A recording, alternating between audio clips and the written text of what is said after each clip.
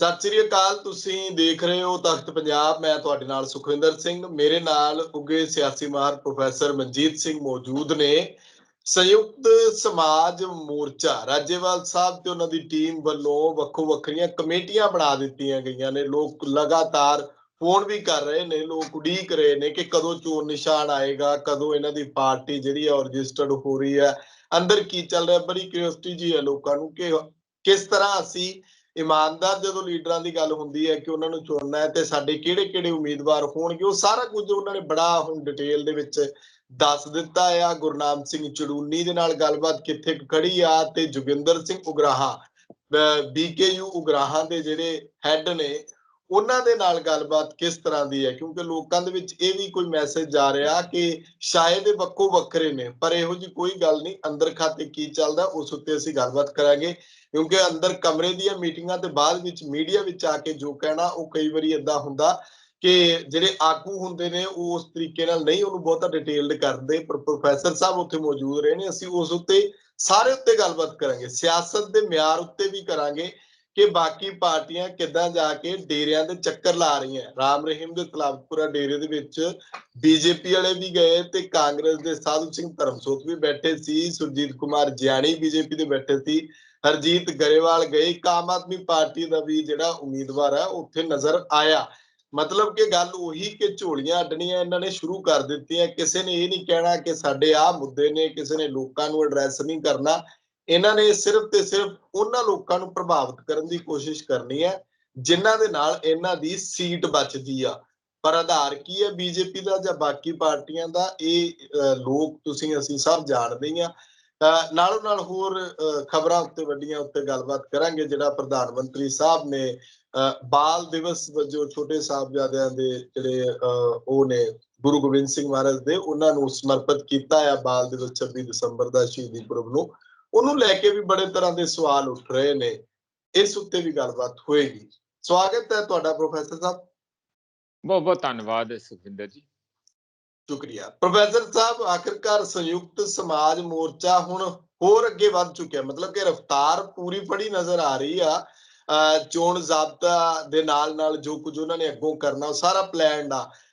ਮੈਂ ਚਾਹੁੰਦਾ ਕਿ ਅਸੀਂ ਇਸ ਨੂੰ ਹੋਰ ਅੱਗੇ ਵਧਾਈਏ, ਇਸ ਚਰਚਾ ਨੂੰ, ਜਿਹੜੀ ਅਸੀਂ ਕੱਲ ਵੀ ਚਰਚਾ ਕੀਤੀ ਸੀ ਕਿ ਹੁਣ ਅੱਗੋਂ ਕੀ ਆ ਤੇ ਉਹ ਅੱਗੇ ਕੀ ਆ ਉਹ ਵੀ ਦੱਸ ਦਿਓ। ਇੱਕ ਕਮੇਟੀ ਦੇ ਵਿੱਚ ਤੁਹਾਨੂੰ ਵੀ ਸ਼ਾਮਲ ਕੀਤਾ ਗਿਆ, ਮੈਂ ਸੁਣ ਰਿਹਾ ਸੀਗਾ। ਹੋਰ ਵੀ ਹਮੀਰ ਸਿੰਘ ਹੋਣੀ ਮੈਨੀਫੈਸਟੋ ਕਮੇਟੀ ਬਣਾਈ ਹੈ ਜਾਂ ਹੋਰ ਕਮੇਟੀਆਂ ਬਣਾਈਆਂ?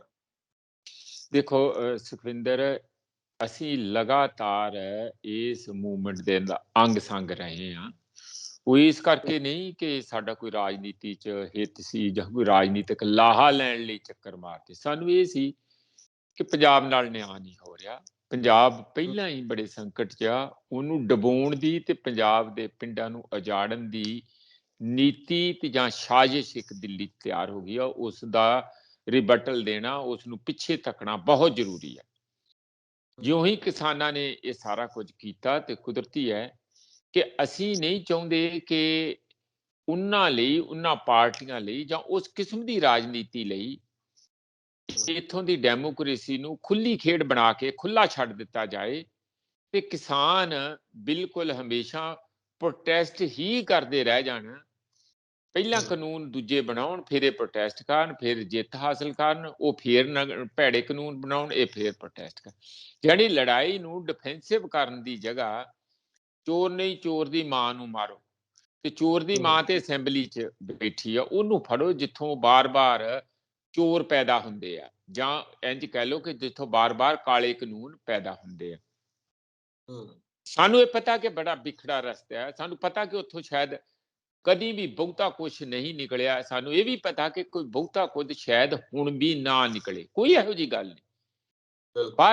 ਪਰ ਇੱਕ ਹੱਕ ਸੱਚ ਦੀ ਆਵਾਜ਼ ਨੂੰ, ਜਿਹੜਾ ਸਾਨੂੰ ਸੰਵਿਧਾਨਿਕ ਹੱਕ ਆ, ਉੱਥੇ ਉਹਨਾਂ ਸਾਰੀਆਂ ਆਵਾਜ਼ਾਂ ਨੂੰ ਇਕੱਠੇ ਕਰਕੇ ਇੱਕ ਅਲੱਗ ਨਕਸ਼ਾ ਤਿਆਰ ਕਰਨਾ, ਇੱਕ ਅਲੱਗ ਕਿਸਮ ਦੀ ਸੋਚ ਨੂੰ ਹੋਰ ਪੁਸ਼ ਅੱਗੇ ਕਰਨਾ, ਉਸ ਨੂੰ ਹੋਰ ਉਭਾਰਨਾ। ਇਹ ਇੱਕ ਮੌਕਾ ਆ ਜਦੋਂ ਬਾਕੀ ਸਾਰੀਆਂ ਪਾਰਟੀਆਂ ਨੇ ਆਪੋ ਤਾਪੀ, ਖੋਆ ਮਾਈ, ਲੁੱਟ ਖਸੁੱਟ, ਪੈਸਾ ਵੰਡ, ਵਾਅਦੇ ਕਰ, ਕਈ ਕੁਛ ਉੱਥੇ ਤਮਾਸ਼ੇ ਉੜੇ। ਡੇਰਿਆਂ ਤੇ ਜਾ ਕਿਸੇ ਨੇ ਮਤਲਬ ਸਾਰਾ ਕੁਝ ਹੋਣਾ ਕਿ ਕਿਹੜਾ ਵੱਧ ਤੋਂ ਵੱਧ ਕਿਸੇ ਨੂੰ ਭਰਮਾ ਸਕੇ, ਕਿਹੜਾ ਕੋਈ ਜਾਤੀ ਦੇ ਨਾਂ ਤੇ, ਧਰਮ ਦੇ ਨਾਂ ਤੇ, ਚੀਫ ਮਿਨਿਸਟਰ ਦੇ ਚਿਹਰੇ ਦੇ ਨਾਂ ਤੇ, ਇਹ ਸਾਰੀ ਡਿਬੇਟਾਂ ਰੋਜ਼ ਲੱਗੀਆਂ, ਉਹਦੇ ਚੋਂ ਨਿਕਲਦਾ ਕੁਝ ਨਹੀਂ ਹੈ।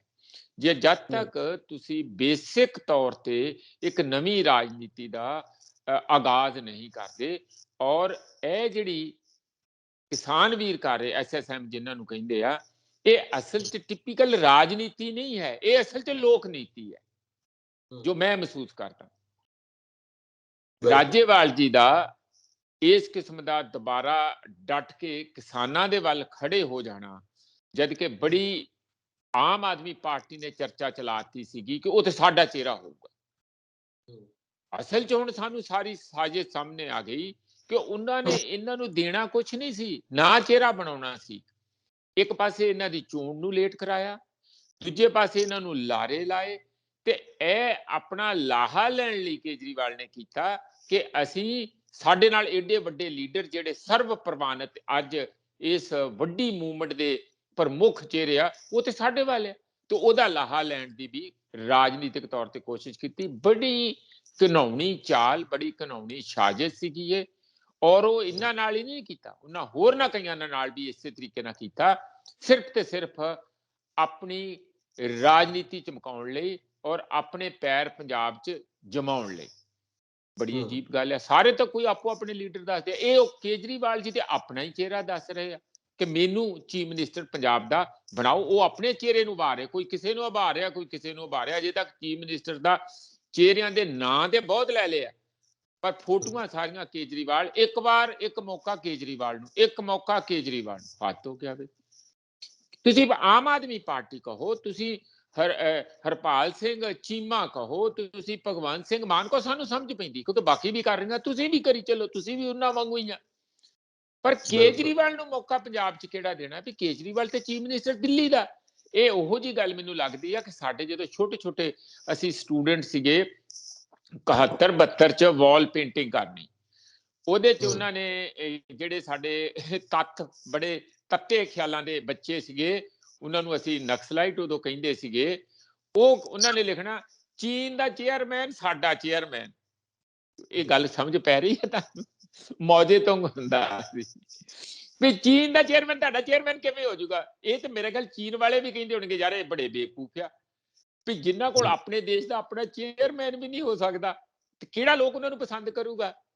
ਇਹ ਜਿਹੜੀ ਕੇਜਰੀਵਾਲ ਪੋਲਿਟਿਕਸ ਪੰਜਾਬ ਦੇ ਵਿੱਚ ਇੱਕ ਬਿਲਕੁਲ ਹੀ ਅਲੱਗ ਫਿਨੋਮੀਨਾ, ਇੱਕ ਅਲੱਗ ਹੀ ਚੀਜ਼ ਹੈ, ਮੇਰੀ ਸਮਝ ਤੋਂ ਤੇ ਬਾਹਰ ਹੈ।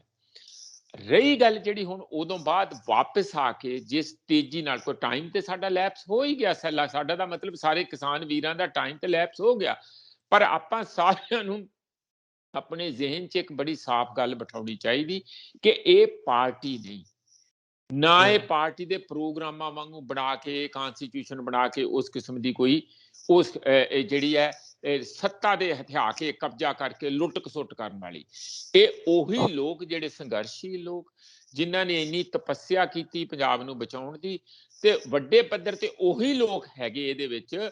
ਉਸ ਹੀ ਮੂਵਮੈਂਟ ਦਾ ਇੱਕ ਨਵੇਂ ਰੂਪ 'ਚ ਐਕਸਟੈਂਸ਼ਨ ਹੈਗੀ ਆ, ਪਰ ਇਹਨਾਂ ਦਾ ਪ੍ਰਾਈਮ ਆਧਾਰ ਕੀ ਕਹਿੰਦੇ ਆ, ਸੰਯੁਕਤ ਸਮਾਜ ਮੋਰਚਾ ਨਹੀਂ, SSM ਨਹੀਂ ਹੈ, ਉਹ SKM ਹੀ ਹੈ।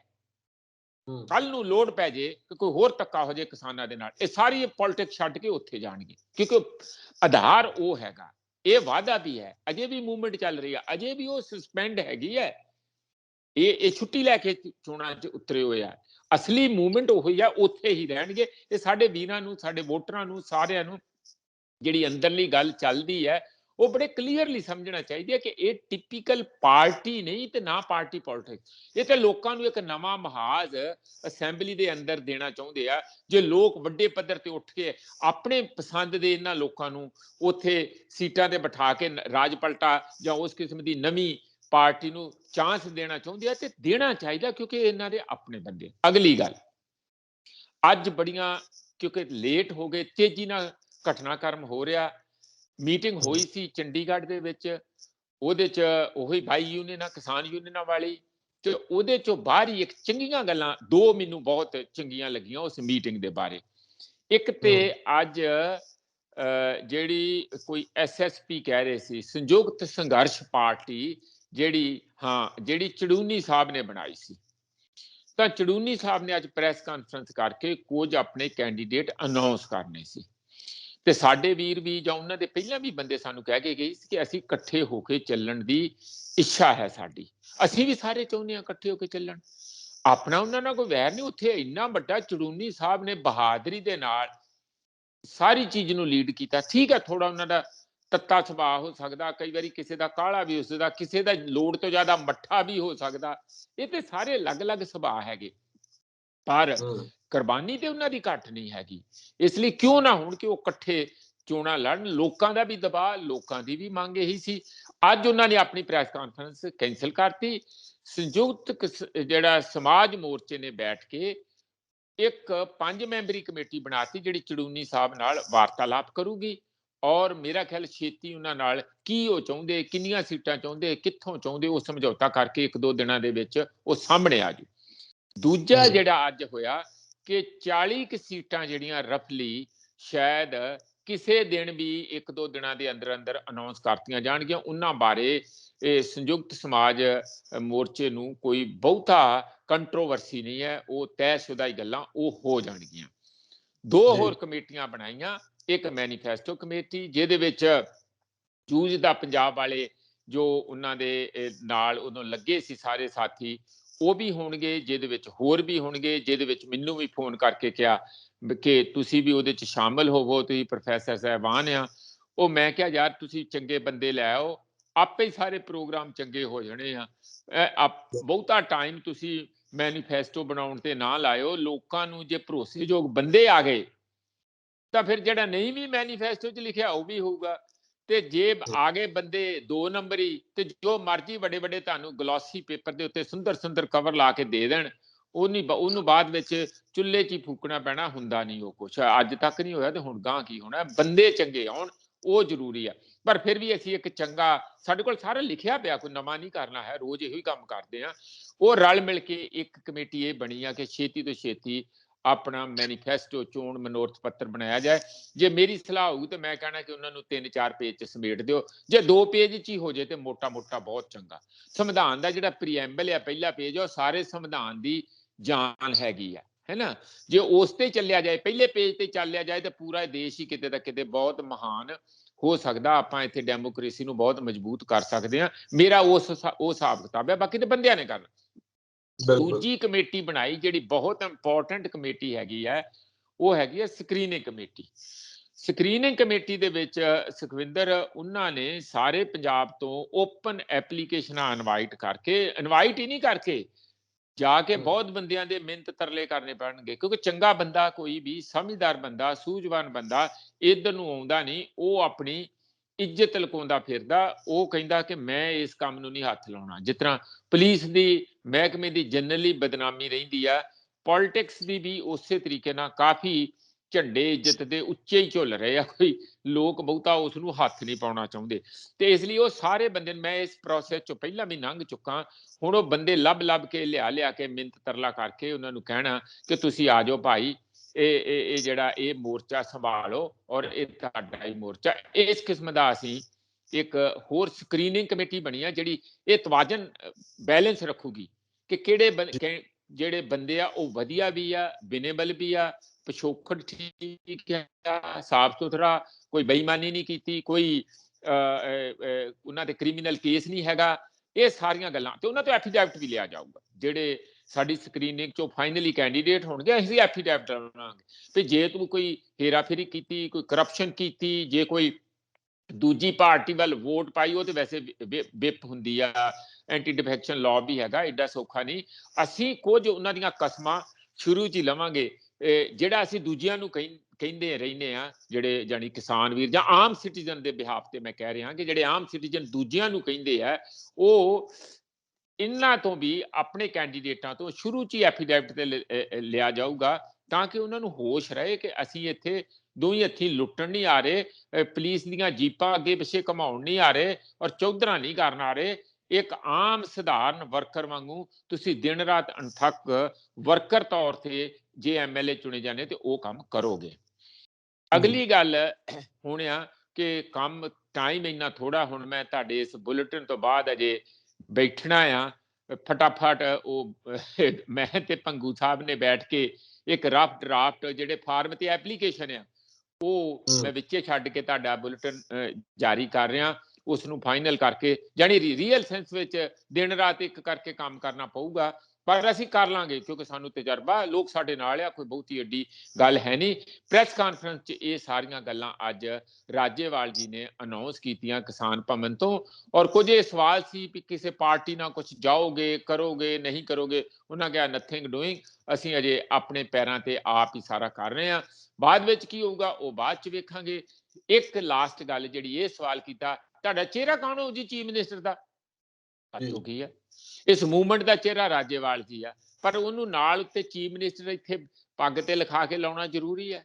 ਜਿਹੜੇ ਬੰਦੇ ਸਭ ਤੋਂ ਵੱਧ ਕੰਮ ਕਰਨਗੇ, ਜਿਹਨੂੰ ਐਮਐਲਏ ਚੁਣੇ ਹੋਏ ਵੋਟ ਪਾ ਕੇ ਕਹਿਣਗੇ ਕਿ ਸਾਡਾ ਚਿਹਰਾ ਆ, ਉਹੀ ਚਿਹਰਾ ਹੋਊਗਾ। ਆਪਾਂ ਚਿਹਰੇ ਦੀ ਰਾਜਨੀਤੀ ਨਹੀਂ ਕਰਨੀ, ਅਸੀਂ ਪੰਜਾਬ ਦੇ ਮੁੱਦਿਆਂ ਦੀ ਰਾਜਨੀਤੀ ਕਰਨੀ ਆ, ਔਰ ਕਿਹੜਾ ਬੰਦਾ ਲੋਕਾਂ ਨੂੰ ਲੱਗੂਗਾ ਕਿ ਸਭ ਤੋਂ ਵੱਧ ਜੈਨੂਇਨ ਹੈਗਾ, ਸਭ ਤੋਂ ਵੱਧ ਉਹ ਸਾਰਿਆਂ ਨੂੰ ਨਾਲ ਲੈ ਕੇ ਚੱਲ ਸਕਦਾ, ਉਹ ਟੀਮ ਲੀਡਰ ਹੈਗਾ ਤੇ ਸਭ ਤੋਂ ਵੱਧ ਸਮਝਦਾਰ ਹੈਗਾ, ਪੰਜਾਬ ਦੇ ਮੁੱਦਿਆਂ ਨੂੰ ਸਮਝਦਾ, ਉਹੀ ਚੀਫ ਮਿਨਿਸਟਰ ਹੋਊਗਾ। ਇਸ ਕਰਕੇ ਅਸੀਂ ਉਸ ਗੱਲ ਦੇ ਚੱਕਰਾਂ 'ਚ ਨਹੀਂ ਹੈ ਕਿ ਸਾਰੀ ਸੱਤਾ ਤੁਸੀਂ ਇੱਕ ਚਿਹਰੇ ਦੇ ਉੱਤੇ ਹੱਥ ਫੜਾ ਦਿਓ ਤੇ ਬਾਅਦ ਵਿੱਚ ਬਾਕੀ ਤੁਸੀਂ ਉਹਦੇ ਪਿੱਛੇ ਪਿੱਛੇ ਜੁੱਤੀਆਂ ਘਸਾਉਂਦੇ ਫਿਰੋ, ਜਿਵੇਂ ਕੈਪਟਨ ਦੇ ਪਿੱਛੇ ਸਾਰੀ ਕਾਂਗਰਸ 4.5 ਸਾਲ ਬਰਬਾਦ ਕਰਕੇ ਤੇ ਹੁਣ 100 ਦਿਨ ਦਾ ਜਿਹੜਾ ਸਾਰਾ ਜੋ ਪਰਫਾਰਮੈਂਸ ਲੈ ਕੇ ਆਪਣੇ ਕੰਮਕਾਜ ਲੈ ਕੇ ਤੇ ਹੁਣ ਚੋਣਾਂ 'ਚ ਉਤਰੂਗੀ। ਅਸੀਂ ਨਹੀਂ, ਅਸੀਂ ਚਾਹੁੰਦੇ ਹਾਂ ਕਿ ਇੱਥੇ ਸਾਰੇ ਇਕੱਠੇ ਰਹੇ ਆ, ਇਕੱਠੇ ਹੀ ਰਹਿਣ ਤੇ ਇਕੱਠੇ ਹੀ ਹੋ ਕੇ, ਜਿਸ ਤਰ੍ਹਾਂ ਪਿੱਛੇ ਫੈਸਲਾ ਸਾਲ ਇੱਕ ਕਰਦੇ ਰਹੇ ਆ ਸਿੰਘੂ ਟਿਕਰੀ ਬਾਰਡਰ ਤੇ ਬਹਿ ਕੇ, ਉਸੇ ਤਰੀਕੇ ਨਾਲ ਅੱਗੇ ਵੀ ਜਦੋਂ ਚੀਫ ਮਿਨਿਸਟਰ ਚੁਣਨਾ ਹੋਵੇ ਇੰਝ ਹੀ ਡੈਮੋਕ੍ਰੈਟਿਕਲੀ ਅੰਦਰੂਨੀ ਬਹਿਸਾਂ ਤੋਂ ਬਾਅਦ ਇਹੋ ਜਿਹੇ ਕੰਮ ਹੋਣ। ਇਹ ਅੱਜ ਗੱਲਾਂ ਬਾਤਾਂ ਸਾਰੀਆਂ ਹੋਈਆਂ। ਦੂਜੀ ਗੱਲ ਮੈਂ ਸੌਰੀ ਇੱਕ ਹੋਰ ਜ਼ਰੂਰੀ ਅੱਜ ਚੰਗੀ ਲੱਗੀ ਜਿਹੜੀ ਮੈਨੂੰ, ਹਰਮੀਤ ਕਾਦੀਆਂ ਦੇ ਯੂਨੀਅਨ 'ਚ ਇਸ ਤਰ੍ਹਾਂ ਕਿ ਜਿਹੜਾ ਲੀਡਰ ਚੋਣਾਂ 'ਚ ਹਿੱਸਾ ਲਵੇ ਤੇ ਉਸ ਨੂੰ ਉੱਥੋਂ ਰਿਜ਼ਾਈਨ ਦੇਣਾ ਪੈਂਦਾ, ਤੇ ਜੇ ਪ੍ਰਧਾਨ ਹੀ ਯੂਨੀਅਨ ਦਾ ਚੋਣਾਂ ਲੜੂਗਾ ਤਾਂ ਫਿਰ ਉਸ ਨੂੰ ਰਿਜ਼ਾਈਨ ਦੇਣਾ ਪਊਗਾ, ਇਹ ਉਹਨਾਂ ਦੇ ਕਨਸਟੀਟਿਊਸ਼ਨ 'ਚ ਲਿਖਿਆ। ਤੇ ਉਹਦੇ 'ਚ ਚੰਗੀ ਗੱਲ ਇਹ ਹੋਈ ਹੈ ਕਿ ਚਲੋ ਹਰਮੀਤ ਕਾਦੀਆਂ ਹੁਣੀ ਆਪ ਤੇ ਨਹੀਂ ਚੋਣ ਲੜਨਗੇ, ਪਰ ਉਹ ਪਾਰਟ ਐਂਡ ਪਾਰਸਲ ਇਸ ਸਾਰੇ ਐਸਐਸਐਮ ਦਾ ਬਣ ਗਏ। ਮੈਨੂੰ ਇੱਕ ਵਾਰੀ ਇਸ ਤਰ੍ਹਾਂ ਲੱਗਣ ਲੱਗਾ ਸੀ ਕਿ ਸ਼ਾਇਦ ਉਹ ਇੱਕ ਪਾਸੇ ਨਾ ਇਸ ਕਰਕੇ ਬੈਠ ਜਾਣ, ਤੇ ਉਹਨਾਂ ਦੇ ਬੰਦੇ ਡਟੇ ਹੋਏ ਆ, ਦਫ਼ਤਰ ਖੁੱਲ ਰਹੇ ਆ। ਅੱਜ ਮੇਰੀ ਆਪ ਕਾਦੀਆਂ ਸਾਹਿਬ ਨਾਲ ਮੀਟਿੰਗ ਹੋਈ ਹੈ, ਇਹ ਬੜੀ ਚੰਗੀ ਗੱਲ ਲੱਗੀ ਮੈਨੂੰ। ਦੋਵੇਂ ਗੱਲਾਂ, ਚੜੂਨੀ ਸਾਹਿਬ ਦਾ ਸੰਯੁਕਤ ਸਮਾਜ ਮੋਰਚੇ ਦੇ ਕਹੇ ਤੇ ਅੱਜ ਪ੍ਰੈਸ ਕਾਨਫਰੰਸ ਪੋਸਟਪੋਨ ਕਰ ਦੇਣਾ, ਔਰ ਇਹ ਗੱਲ ਦਾ ਜਿਤਾਉਣਾ ਕਿ ਅਸੀਂ ਇਕੱਠੇ ਹਾਂ, ਇਹ ਬਹੁਤ ਵੱਡੀ ਗੱਲ ਹੈ। ਤੇ ਹਰਮੀਤ ਕਾਦੀਆਂ ਦਾ ਸੈਂਟਰ 'ਚ ਆ ਜਾਣਾ ਇਸ ਸਾਰੇ ਮੂਵਮੈਂਟ ਦੇ, ਉਹ ਬਹੁਤ ਵੱਡੀ ਗੱਲ ਆ। ਅਗਲੀਆਂ ਗੱਲਾਂ ਮੈਂ ਸ਼ਾਇਦ ਨਾ ਕਹਾਂ ਤੇ ਚੰਗਾ ਆ, ਕਾਰਨ ਉਹਦਾ ਇਹ ਹੈ ਕਿ ਬਹੁਤ ਜ਼ਿਆਦਾ ਫੋਨ ਆ ਰਹੇ ਆ ਸਵੇਰ ਦੇ, ਔਰ ਪਾਰਟੀਆਂ ਦੇ ਵੀ ਫੋਨ ਆ ਰਹੇ ਆ, ਤੇ ਪਈ ਤਕੜੇ, ਕੁਝ ਤੇ ਕਹਿੰਦੇ ਆ ਤਕੜੇ ਹੋ ਜਾਓ, ਕੁਝ ਕਹਿੰਦੇ ਆ ਯਾਰ ਅਸੀਂ ਇਕੱਠੇ ਹੀ ਹੋ ਜਾਈਏ, ਕੁਝ ਕਹਿੰਦੇ ਆ ਕਿ ਸਮਝਾਓ। ਇਹ ਸਾਰੀਆਂ ਗੱਲਾਂ ਚੱਲ ਰਹੀਆਂ ਆ। ਇਸ ਤੋਂ ਮੈਨੂੰ ਲੱਗਦਾ ਕਿ ਅਜੇ ਦੇ ਜੁਮੇ ਇੱਕੋ ਹੀ ਮੀਟਿੰਗ ਪਹਿਲੀ ਕੀਤੀ ਆ ਤੇ ਧਮਾਕੇ ਠਾ ਹੋਣ ਲੱਗ ਪਏ ਆ। ਇਹ ਦੇਖੋ ਸਹੀ, ਅਜੇ ਇੱਕ ਹਫ਼ਤੇ ਤੱਕ ਦੇਖਿਓ ਗੁੱਡੀ ਕਿੱਥੇ ਚੜ੍ਹਦੀ ਆ। ਇਹ ਮੈਂ ਤੁਹਾਨੂੰ ਖੁਸ਼ੀ ਦੀਆਂ ਖਬਰਾਂ ਕੁਝ ਸੰਯੁਕਤ ਸਮਾਜ ਮੋਰਚੇ ਬਾਰੇ ਦੇਣੀਆਂ ਚਾਹੁੰਦਾ ਸੀ।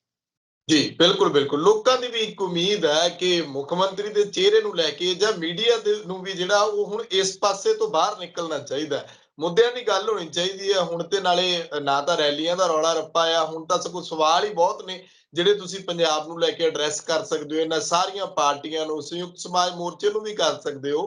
ਪਰ ਇਹਦੇ ਵਿੱਚ ਪ੍ਰੋਫੈਸਰ ਸਾਹਿਬ ਤੁਸੀਂ ਜਦੋਂ ਗੱਲ ਐਫੀਡੈਵਿਟ ਦੀ ਕੀਤੀ ਸੀਗੀ, ਲੋਕਾਂ ਦੇ ਧਿਆਨ ਵਿੱਚ ਵੀ ਆਇਆ ਹੋਣਾ, ਮੈਂ ਵੀ ਧਿਆਨ ਦਿੱਤਾ ਕਿ ਲਗਾਤਾਰ ਇਹੀ ਮੰਗ ਹੁੰਦੀ ਰਹੀ ਹੈ ਕਿ ਜਿਹੜਾ ਮੈਨੀਫੈਸਟੋ ਹੈ ਉਹ ਲੀਗਲ ਹੋਣਾ ਚਾਹੀਦਾ ਹੈ। ਸਟਾਂਪ ਤੇ ਲਿਖ ਕੇ ਦੇ ਦਿਓ। ਕਿਸਾਨ ਵੀ ਮਤਲਬ ਕਿ ਬਹੁਤੇ ਕਿਸਾਨ ਇਹ ਵੀ ਮੰਗ ਕਰਦੇ ਰਹੇ ਨੇ ਕਿ ਜੀ ਸਾਨੂੰ ਇਹਨਾਂ ਦੇ ਵਾਅਦਿਆਂ ਤੇ ਇਹਨਾਂ ਦੀਆਂ ਗਰੰਟੀਆਂ ਤੇ ਸਾਨੂੰ ਭਰੋਸਾ ਨਹੀਂ ਹੈਗਾ।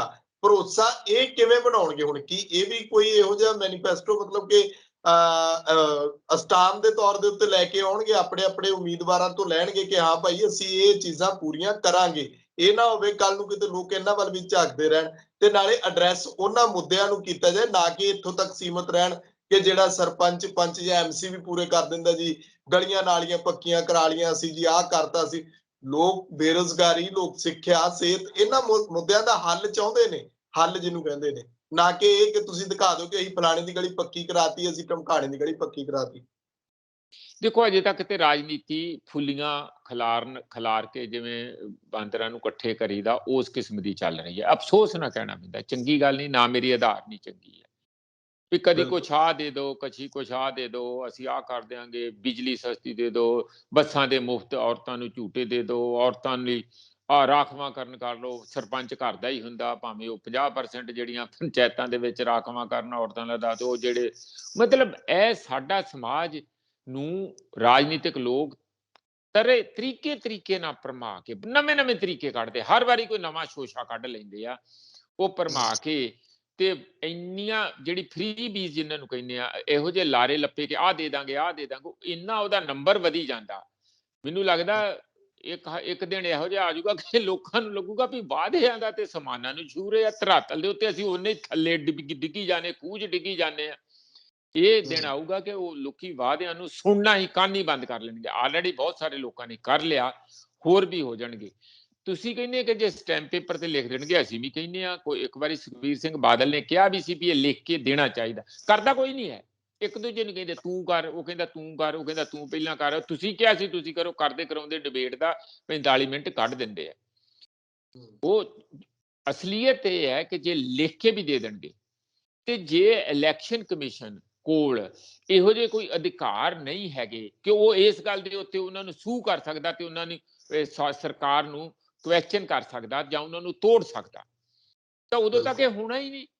ਕੋਰਟ ਚਲੇ ਜਾਣਗੇ, ਫਿਰ ਕੋਰਟ 'ਚ ਕੇਸ ਚੱਲਦਾ ਰਹੂ, 5 ਸਾਲ ਕੱਢ ਲੈਣਗੇ। ਇਹ ਗੱਲ ਦਾ ਉਹਨਾਂ ਨੂੰ ਪਤਾ। ਜਿਹੜੀਆਂ ਪਾਰਟੀਆਂ ਕਹਿੰਦੀਆਂ ਕਿ ਅਸੀਂ ਸਟੈਂਪ ਪੇਪਰ ਤੇ ਲਿਖ ਦਾਂਗੇ, ਉਹਨਾਂ ਨੂੰ ਪਤਾ ਵੀ ਲਿਖ ਦਾਂਗੇ ਕੋਈ ਨਹੀਂ, ਫਿਰ ਉੱਥੇ ਕੇਸ ਚੱਲੂਗਾ। ਹੁਣ FIR ਦਰਜ ਮਜੀਠੀਆ ਤੇ ਹੋਈ ਹੈ ਨਾ, ਤੇ ਕੀ ਕਰ ਲਿਆ, ਰਿਕਾਰਡ ਲੱਗ ਗਿਆ, ਬਸ ਤੂੰ ਕੌਣ ਤੇ ਮੈਂ ਕੌਣ, ਰੌਲਾ ਜਿੰਨਾ ਕੁ ਪੈਣਾ ਸੀ ਪੈ ਗਿਆ। ਇਹ DGP ਵੀ ਬਦਲ ਗਿਆ, ਸਾਰਾ ਕੁਝ ਹੋ ਗਿਆ। ਇਹ ਜੀ ਪੋਲਿਟਿਕਸ ਚੱਲੀ ਜਾਂਦੀ ਆ। ਉਹ ਜਿਹੜਾ ਕੁਣਬਾ ਹੈ ਸਾਰਾ ਰਾਜਨੀਤਿਕ ਲੋਕਾਂ ਦਾ, ਉਹ ਅੰਦਰੋਂ ਅੰਦਰੀ ਇੱਕ ਦੂਜੇ ਨੂੰ ਕਾਫੀ ਪ੍ਰੋਟੈਕਟ ਕਰਦਾ, ਜਿਵੇਂ ਪੁਲਿਸ ਵਾਲੇ ਪੁਲਿਸ ਨੂੰ ਕਰਦੇ ਆ। ਪੋਲੀਟੀਸ਼ੀਅਨ, ਇੱਕ ਪੋਲੀਟੀਸ਼ੀਅਨ ਦੂਜੇ ਪੋਲੀਟੀਸ਼ੀਅਨ ਨੂੰ ਹਰ ਕਿਸਮ ਦਾ ਥਾਪੜਾ ਦੇ ਕੇ ਰੱਖਦਾ, ਕਿਉਂਕਿ ਕਾਫੀ 75-25 ਕਹੋ ਜਾਂ ਜੋ ਮਰਜ਼ੀ ਕਹੋ, ਇਹ ਮਾਲ ਸ਼ਾਲ ਸਾਰਾ ਤਾਂ ਹੀ ਇੱਕ ਦੂਜੇ ਨੂੰ ਪਚੂਗਾ ਨਾ, ਜੇ ਇੱਕ ਦੂਜੇ ਨੂੰ ਹਾਜਮੋਲਾ ਦਿੰਦੇ ਰਹਿਣਗੇ। ਤੇ ਉਹੋ ਜੀ ਰਾਹਤ ਇਹ ਦਿੰਦੇ ਰਹਿੰਦੇ ਆ। ਇਹ ਸਾਡੇ ਦੇਖਣ 'ਚ ਵੀ ਆਉਂਦਾ। ਸਾਨੂੰ ਬੇਵਕੂਫ ਬਣਾਉਣ ਲਈ ਉਹ ਇੱਕ ਐਡੀ ਡਿਬੇਟ ਮਾਰੂ, ਉਹਨੂੰ ਕਹੂ ਮੈਂ ਤੈਨੂੰ ਛੱਡਣਾ ਨਹੀਂ, ਉਹਨੂੰ ਉਹਦੇ ਤੇ ਤੀਰ ਮਾਰੂ। ਇਹ ਸਿਰਫ ਮੌਕ ਐਕਸਰਸਾਈਜ਼ ਆ, ਪਖੰਡ ਹੈਗਾ ਆ। ਇਹ ਜਿਹੜਾ ਇਹ ਸੋਚ ਆ ਜਾਣੀ ਲੋਕਾਂ 'ਚ ਡੈਮੋਕ੍ਰੇਸੀ ਲਈ, ਕਿਸੇ ਸਮਾਜ ਲਈ, ਕਿਸੇ ਰਾਜਨੀਤਿਕ ਦੇ ਸਥਿਰਤਾ ਲਈ, ਸਟੇਬਿਲਿਟੀ ਲਈ, ਇਹ ਬਹੁਤ ਵੱਡੀ ਖਤਰੇ ਦੀ ਗੱਲ ਹੈ। ਚੰਗੀਆਂ ਗੱਲਾਂ ਨਹੀਂ ਹੈਗੀਆਂ ਜਿਹੜੀਆਂ ਸਾਡੇ ਦੇਸ਼ 'ਚ ਹੋ ਰਹੀਆਂ। ਤਾਂ ਹੀ ਜਿਹੜੀਆਂ ਵੱਡੀਆਂ ਬਗਾਵਤਾਂ ਹੋ ਰਹੀਆਂ, ਤਾਂ ਹੀ ਪ੍ਰਧਾਨ ਮੰਤਰੀ ਨੂੰ ਵੀ ਇੱਥੋਂ ਡਰ ਕੇ ਮਾਰੇ ਵਾਪਸ ਜਾਣਾ ਪਿਆ। ਕਿਉਂ? ਕਿਉਂਕਿ ਲੋਕਾਂ ਦੇ ਵਿੱਚ ਬਾਗੀ ਸੁਰਾਂ ਹੀ ਇੰਨੀਆਂ ਤਿੱਖੀਆਂ ਹੋ ਗਈਆਂ ਕਿ ਆਪਣੇ ਝੰਡੇ ਤੋਂ ਭੱਜ ਗਏ। ਉਹ ਜਾਣੀ ਇਹ ਵੀ ਨਹੀਂ ਦੇਖਿਆ ਇਹ ਤੇ ਕਿਸਾਨਾਂ ਦਾ ਝੰਡਾ ਹੀ ਨਹੀਂ, ਇਹ ਤੇ BJP ਦਾ ਹੀ ਬੰਦਾ, ਖਾਸ ਬੰਦਾ ਆ। ਇਹ ਲੋਕਾਂ 'ਚ ਜਿਹੜਾ ਅਸੰਤੋਸ਼ ਹੁੰਦਾ ਜ਼ਿਆਦਾ, ਔਰ ਉਹਨਾਂ ਦੀਆਂ ਮਸਲਿਆਂ ਨੂੰ ਐਡਰੈਸ ਨਾ ਕਰਨਾ, ਉਹਨਾਂ ਪ੍ਰਤੀ ਸੁਹਿਰਦਤਾ ਨਾ ਹੋਣੀ, ਉਹਨਾਂ ਪ੍ਰਤੀ ਸਹਾਨੁਭੂਤੀ ਨਾ ਹੋਣੀ, ਕਿਸੇ ਕਿਸਮ ਦਾ ਹੈ ਨਾ ਸਿੰਪਥੀ ਨਾ ਹੋਣੀ, ਇਹ ਸਾਰੀਆਂ ਖਤਰੇ ਦੀਆਂ ਘੰਟੀਆਂ। ਇਹ ਚੰਗੀ ਗੱਲ ਨਹੀਂ ਹੋ ਰਹੀ। ਹੋ ਸਕਦਾ ਕਿ ਜਿਹੜਾ ਐਫੀਡੈਵਿਟ ਨਾਲ ਨਹੀਂ ਇਹ ਗੱਲ ਬਣਨੀ, ਲੋਕਾਂ ਦੀ ਸ਼ਕਤੀ ਬਾਹਰੋਂ ਕਿੰਨੀ ਕੁ ਮਜ਼ਬੂਤ ਹੈ। ਇਸੇ ਕਰਕੇ ਇਹ ਜਿਹੜਾ ਸੰਯੁਕਤ ਸਮਾਜ ਮੋਰਚਾ, ਜਿਹੜਾ ਇਹਨਾਂ ਦਾ ਮੁੱਖ ਪਲੇਟਫਾਰਮ ਹੈਗਾ, ਉਹ ਹੈ ਸੰਯੁਕਤ ਕਿਸਾਨ ਮੋਰਚਾ। ਉਸ 'ਚ ਬਾਹਰੋਂ ਹੋਰ ਬੰਦੇ ਨਾਲ ਜੋੜ ਕੇ ਉਹਨੂੰ ਮਜ਼ਬੂਤ ਰੱਖਣ। ਤੇ ਜਿਉਂ ਹੀ ਜੇ ਤੇ ਆਪਣੀਆਂ ਸਰਕਾਰ ਆਉਂਦੀ, ਉਹ ਵਧੀਆ, ਬਹੁਤ ਸੋਹਣੀ ਆ, ਫਿਰ ਤੇ ਇਹਨਾਂ ਨੂੰ ਉਹ ਵੀ ਹੋਰ ਮਜ਼ਬੂਤ ਹੋ ਜਾਊਗਾ। ਸੰਯੁਕਤ ਕਿਸਾਨ ਮੋਰਚਾ ਵੀ ਹੋਰ ਮਜ਼ਬੂਤ ਹੋ ਜਾਊਗਾ। ਮੰਨ ਲਓ ਆਪਾਂ ਕੋਈ ਇਸ ਤਰ੍ਹਾਂ ਹਵਾਈ ਕਿਲੇ ਨਹੀਂ ਬਣਾਉਂਦੇ, ਨਹੀਂ ਆਉਂਦੀ ਸਰਕਾਰ ਇਹਨਾਂ ਦੀ ਆਪਣੀ, ਤਾਂ ਫਿਰ ਉਹ ਇੱਕ ਹੋਰ ਮਜ਼ਬੂਤ ਹੋ ਕੇ SKM ਤੇ SSM ਜੋ ਵੀ ਹੈ, ਇਹ ਸਾਰਾ ਬਾਹਰੋਂ ਇੰਨਾ ਪ੍ਰੈਸ਼ਰ ਕਰਨਗੇ ਕਿ ਨੱਕ 'ਚ ਦਮ ਕਰ ਦੇਗੇ, ਪੋਲੀਟੀਸ਼ੀਅਨਾਂ ਨੂੰ ਸੋਧ ਕੇ ਰੱਖ ਦੇਣਗੇ ਕਿ ਬਾਹਰ ਨਿਕਲੋ ਤੁਸੀਂ। ਜਿਵੇਂ ਹੁਣ ਹੋਇਆ ਸਾਰਾ, ਇਹ ਮੂਵਮੈਂਟ ਬੰਦ ਹੋਣ ਵਾਲੀ ਨਹੀਂ, ਇਹ ਲਹਿਰ ਖਤਮ ਨਹੀਂ ਹੋਣ ਵਾਲੀ। ਲੋਕਾਂ ਨੂੰ ਪਤਾ ਲੱਗ ਗਿਆ ਕਿ ਸੂਤਰ ਕਿਵੇਂ ਆਉਂਦੇ ਆ। ਜਾਂ ਤੇ ਪੋਲੀਟੀਸ਼ੀਅਨ ਆਪ ਸੂਤਰ ਹੋ ਜਾਣ, ਜਾਂ ਫਿਰ ਇਹ ਲਹਿਰ ਜਿਹੜੀ ਆ ਉਹਨਾਂ ਨੂੰ ਰਸਤੇ ਤੇ ਲੈ ਆਊਗੀ। ਹਾਂਜੀ, ਬਿਲਕੁਲ। ਰਵਾਇਤੀ ਪਾਰਟੀ ਨੂੰ ਇਹ ਸਮਝ ਲੈਣਾ ਚਾਹੀਦਾ ਹੈ ਕਿ ਕੋਈ ਇਹੋ ਜਿਹਾ ਗਵਾਰਾ ਨਹੀਂ ਹੈਗਾ ਕਿ ਤੁਸੀਂ ਸੋਚੋ ਕਿ ਚੋਣਾਂ ਵੋਟਾਂ ਪੈਣ ਤੋਂ ਬਾਅਦ, ਨਤੀਜੇ ਆਉਣ ਤੋਂ ਬਾਅਦ ਇਹਦੀ ਹਵਾ ਨਿਕਲ ਜੇਗੀ, ਇਹ ਤੁਹਾਨੂੰ ਗਾਂਹ ਤੱਕ ਲੈ ਕੇ ਜਾਏਗਾ, ਨਾਲ ਹੀ ਉਡਾ ਕੇ ਲੈ ਜਾਏਗਾ। ਇਹ ਇੱਕ ਬੜਾ ਵੱਡਾ ਮੈਸੇਜ ਜਿਹੜਾ ਇਹਨਾਂ ਸਾਰੀਆਂ ਪਾਰਟੀਆਂ ਨੂੰ ਸਮਝ ਲੈਣਾ ਚਾਹੀਦਾ। ਲੋਕ ਵੀ ਜਿਹੜੀ ਗੱਲ ਸੰਯੁਕਤ ਦੀ ਆ, ਮੈਂ ਇੱਥੇ ਨਾਲ ਜੋੜਦਾ ਕਿ ਲੋਕਾਂ ਦੀਆਂ ਭਾਵਨਾਵਾਂ ਇਹ ਨੇ ਕਿ ਸੰਯੁਕਤ ਦਾ ਮਤਲਬ ਸੰਯੁਕਤ ਰਹਿਣ। ਇਹ ਸੰਯੁਕਤ ਸਮਾਜ ਮੋਰਚਾ, ਕਿਸਾਨ ਮੋਰਚਾ, ਸੰਯੁਕਤ ਸੰਘਰਸ਼ ਪਾਰਟੀ, ਚੜੂਨੀ ਸਾਹਿਬ, ਉਗਰਾਹਾਂ ਸਾਹਿਬ, ਸਾਰੇ ਇਕੱਠੇ ਰਹਿਣਗੇ, ਸੰਯੁਕਤ ਰਹਿਣਗੇ, ਤਾਂ ਹੀ ਲੋਕਾਂ ਦੇ ਵਿੱਚ ਵੀ ਲੋਕਾਂ ਨੂੰ ਇਹ ਹੋਏਗਾ ਠੀਕ ਹੈ ਸਾਡੇ ਲੀਡਰ ਇੱਕ ਨੇ। ਇਹ ਉਹਨਾਂ ਵਾਂਗੂ ਨਹੀਂ ਕਦੇ ਕਿਸੇ ਦਾ ਤੀਲਾ ਉੱਡ ਗਿਆ, ਕਦੇ ਕਿਸੇ ਦੀ ਉਂਗਲ ਉੱਡ ਗਈ। ਜਿਵੇਂ ਇੱਕ ਦੂਜੇ ਦੇ ਤੰਜ ਕੱਸਦੇ ਹੀ ਨੇ ਕਿ ਕਾਂਗਰਸ ਦੇ ਜੇ ਪੰਜੇ ਦੇ ਵਿੱਚੋਂ ਉਂਗਲ ਗਈ ਤੇ ਕਿਸੇ ਕੰਮ ਦਾ ਨਹੀਂ, ਉਹ ਕਹਿੰਦੇ ਝਾੜੂ ਚੋਂ ਤੀਲਾ ਗਿਆ ਤੇ ਉਹ ਕਿਸੇ ਕੰਮ ਦਾ ਨਹੀਂ, ਕਹਿੰਦੇ ਕਮਜ਼ੋਰੀ ਮਾਰ ਲਾਂਗੇ, ਇਦਾਂ ਦੀਆਂ ਗੱਲਾਂ। ਮੈਂ ਗੱਲ ਹੁਣ ਡੇਰਾਬਾਦ ਤੇ ਜਿਹੜੀ ਕਰਨੀ ਸੀ ਪ੍ਰੋਫੈਸਰ ਸਾਹਿਬ, ਕਿ ਰਾਮ ਰਹੀਮ ਦੇ ਉੱਥੇ ਡੇਰੇ ਤੇ ਜਾ ਕੇ ਇਹਨਾਂ ਨੇ ਉੱਥੇ ਪ੍ਰਚਾਰ ਸੁਣਿਆ, ਉੱਥੇ ਲੱਗੀਆਂ ਸੀ ਵੱਡੀਆਂ ਵੱਡੀਆਂ ਐਲਈਡੀਆਂ, ਉੱਥੇ ਰਾਮ ਰਹੀਮ ਬੋਲ ਰਿਹਾ ਸੀ ਤੇ ਇਹ ਸੁਣ ਰਹੇ ਸੀ ਸਾਰੇ ਬੈਠੇ, ਜਿਆਣੀ ਸਾਹਿਬ ਵਰਗੇ ਜਾਂ ਹੋਰ। ਇਹ ਸਾਡੇ ਲੀਡਰ ਅੱਗੇ ਵੀ ਜਾਂਦੇ ਰਹੇ ਨੇ, ਅਕਾਲੀ ਦਲ ਵਾਲੇ ਵੀ ਜਾਂਦੇ ਰਹੇ ਨੇ, ਤੇ ਭਾਵੇਂ ਕਿ ਉੱਥੋਂ ਜਾ ਕੇ ਬਾਅਦ ਵਿੱਚ ਇਹਨਾਂ ਨੂੰ ਤਨਖਾਹੀਆ ਕਰਾਰ ਦੇ ਦਿੱਤਾ ਜਾਂਦਾ ਸੀ, ਉੱਥੇ ਵੀ ਖੜ ਜਾਂਦੇ ਸੀ ਜਾ ਕੇ ਗਲ 'ਚ ਸਰੂਪਾ ਪਾ ਕੇ। ਇਹ ਕੈਪਟਨ ਅਮਰਿੰਦਰ ਸਿੰਘ ਵੀ ਜਾਂਦੇ ਰਹੇ ਨੇ, ਕਾਂਗਰਸ ਵੀ ਜਾਂਦੀ ਰਹੀ ਆ, ਤੇ ਬਾਕੀ ਜਿਹੜੇ ਬੀਜੇਪੀ ਵਾਲੇ ਉਹਨਾਂ ਨੇ ਤਾਂ ਜਾਣਾ ਹੀ ਜਾਣਾ ਆ। ਹਾਲਾਂਕਿ ਹਰਿਆਣੇ ਦੇ ਵਿੱਚ ਦੀ ਪੋਜੀਸ਼ਨ ਕੀ ਹੈ ਜਿੱਥੇ ਡੇਰਾ ਸਿਰਤਾ ਆ, ਤੇ ਇਧਰ ਪੰਜਾਬ ਦੇ ਵਿੱਚ ਇਹਨੂੰ ਹੁਣ ਕਿੱਦਾਂ, ਮਤਲਬ ਕਿ ਇਹ ਸਾਰਾ ਕੁਝ ਕਿੱਦਾਂ ਦੇਖਦੇ ਹੋ ਸਿਆਸਤ ਦੇ ਵਿੱਚ, ਕਿ ਇਹਨਾਂ ਨੇ ਸਿਆਸਤ ਦਾ ਮਿਆਰ ਇੱਥੋਂ ਤੱਕ ਡੇਗ ਦਿੱਤਾ ਕਿ ਲੋਕ ਯਕੀਨ ਹੀ ਨਹੀਂ ਕਰਦੇ ਕਿ ਇਹ ਕਰ ਕੀ ਰਹੇ ਨੇ ਆਖਿਰਕਾਰ। ਦੇਖੋ, ਜਿਹੜੇ ਡੇਰਿਆਂ ਨੂੰ ਲਗਾਤਾਰ ਛਤਰੀ ਜਾਂ ਉਹਨਾਂ ਦੀ ਜਿਹੜੀ ਪ੍ਰੋਟੈਕਸ਼ਨ ਮਿਲਦੀ ਆ ਪੋਲੀਟੀਕਲ ਪਾਰਟੀਆਂ ਵੱਲੋਂ, ਉਹਨਾਂ ਨੂੰ ਸਸਤੀਆਂ ਜਗ੍ਹਾ ਦੇਣੀਆਂ, ਉੱਦਾਂ ਦੀਆਂ, ਮੈਂ ਇਹ ਇਕੱਲੇ ਸੱਚਾ ਸੌਦੇ ਦੀ ਨਹੀਂ ਗੱਲ ਕਰਦੇ, ਜਿਹੜੇ ਵੀ ਡੇਰੇ ਹੈਗੇ ਆ ਉਹਨਾਂ ਨੂੰ ਪੁਲਿਸ ਤੋਂ ਵੀ ਪ੍ਰੋਟੈਕਸ਼ਨ, ਬਹੁਤ ਸਾਰੇ ਬੰਦਿਆਂ ਨੂੰ। ਤੇ ਜਿਹੜੇ ਡੇਰੇ ਨਹੀਂ, ਸਗੋਂ ਕੋਈ ਇਹੋ ਜਿਹੇ ਲੀਡਰ ਹੈਗੇ ਆ ਜਿਹੜੇ ਬੜੇ ਫਾਸਿਸਟ ਆਈਡੀਓਲੋਜੀ ਦੇ ਆ, ਜਿਹੜੇ ਬੜੇ ਹੀ ਧਰਮ ਦੇ ਨਫ਼ਰਤ ਫੈਲਾਉਣ ਵਾਲੇ ਵੀ ਬੰਦੇ ਹੈਗੇ ਆ। ਉਹ ਪਹਿਲਾਂ ਤੇ ਇਹੋ ਜਿਹੀ ਸਟੇਟਮੈਂਟ ਦਿੰਦੇ ਆ, ਬਾਅਦ ਵਿੱਚ ਪੁਲਿਸ ਉਹਨਾਂ ਨੂੰ ਪ੍ਰੋਟੈਕਸ਼ਨ ਦਿੱਤੀ ਹੋਈ ਹੈ। ਬਈ ਇਹੋ ਜਿਹੇ ਬੰਦੇ ਨੂੰ ਜੇਲ੍ਹ 'ਚ ਦੇਣ ਦੀ ਜਗ੍ਹਾ ਕਿ ਉਹ ਕਿਉਂ ਇਹੋ ਜਿਹੇ ਭਾਸ਼ਣ ਦਿੰਦਾ, ਕਿਉਂ ਉਹਨੂੰ ਧਮਕੀ ਤੇ ਮਿਲੂਗੀ ਜਦੋਂ ਪੁੱਠੇ ਕੰਮ, ਕੋਈ ਜ਼ਿਆਦਾ ਹੀ ਪੁੱਠੇ ਕੰਮ ਕਰਦਾ, ਜਦੋਂ ਕਿਸੇ ਦੀ ਧਰਮ ਦੇ ਉੱਤੇ ਕੋਈ ਸਲਾਰ ਕਰਦਾ ਜਾਂ ਕੋਈ ਹੋਰ ਇਹੋ ਜਿਹਾ ਕਰਦਾ, ਤਾਂ ਉਸ ਨੂੰ ਉਹ ਤੇ ਇਨਕੁਆਇਰੀ ਕਰਦੇ ਨਹੀਂ, ਉਲਟਾ ਜਾਣੀ ਉਹਨੂੰ ਹੋਰ ਪੁਲਿਸ ਦੀ ਪ੍ਰੋਟੈਕਸ਼ਨ ਮਿਲਦੀ ਆ। ਬਹੁਤ ਸਾਰੇ ਡੇਰਿਆਂ ਦੇ ਬੰਦਿਆਂ ਨੂੰ ਵੀ ਪੁਲਿਸ ਦੀ ਪ੍ਰੋਟੈਕਸ਼ਨ ਮਿਲੀ ਹੋਈ ਆ। ਇਹ ਤੇ ਸਾਡੇ ਦੇਸ਼ ਦੇ ਕੰਮ ਹੈਗੇ। ਰਹੀ ਗੱਲ ਕਿ ਇਹ ਕਿਉਂ ਹੁੰਦਾ, ਉਹ ਸਿਰਫ ਇਹੀ ਹੈ ਕਿ ਜਦੋਂ ਤੁਸੀਂ ਵਿਕਾਸ ਨਹੀਂ ਕਰ ਸਕਦੇ ਤੇ ਫਿਰ ਇਹ ਪਾਲਿਸੀ ਬਣ ਜਾਂਦੀ ਹੈ ਕਿ ਲੋਕਾਂ ਦਾ ਵਿਨਾਸ਼ ਕਰੋ। ਉਹ ਇੰਨਾ ਕਰੋ ਕਿ ਉਹ ਵਿਕਾਸ ਦੀ ਜਾਂ ਮਾਨਵਵਾਦੀ ਬਿਰਤੀ ਦੀ ਜਾਂ ਕੋਈ ਵੀ ਜਿਹੜਾ ਉਹਨਾਂ ਦਾ ਮਨੁੱਖੀ ਜੀਵਨ ਹੈ, ਉਸ ਦੀ ਉਮੀਦ ਛੱਡ ਕੇ ਇੱਕ ਝੂਠੇ ਸਹਾਰਿਆਂ 'ਚ ਡੇਰਿਆਂ ਵੱਲ ਨੂੰ ਭੱਜ ਜਾਣ ਬਹੁਤੇ ਲੋਕ। ਉਹਨਾਂ ਦਾ ਵਿਕਾਸ ਨਾ ਕਰੋ, ਨਾ ਬੌਧਿਕ ਕਰੋ, ਨਾ ਸਰੀਰਕ ਕਰੋ, ਨਾ ਸੱਭਿਆਚਾਰਕ ਕਰੋ, ਨਾ ਸਮਾਜਿਕ ਕਰੋ।